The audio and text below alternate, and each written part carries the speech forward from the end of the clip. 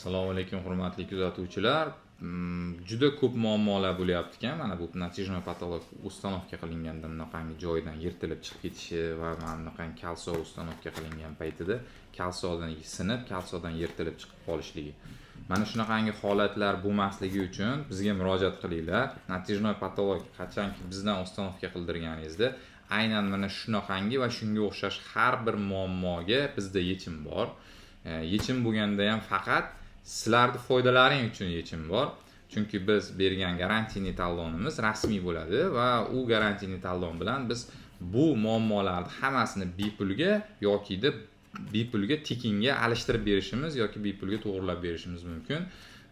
Biz ishlatib turgan har bir detalimiz uchun javobgarlikni olamiz.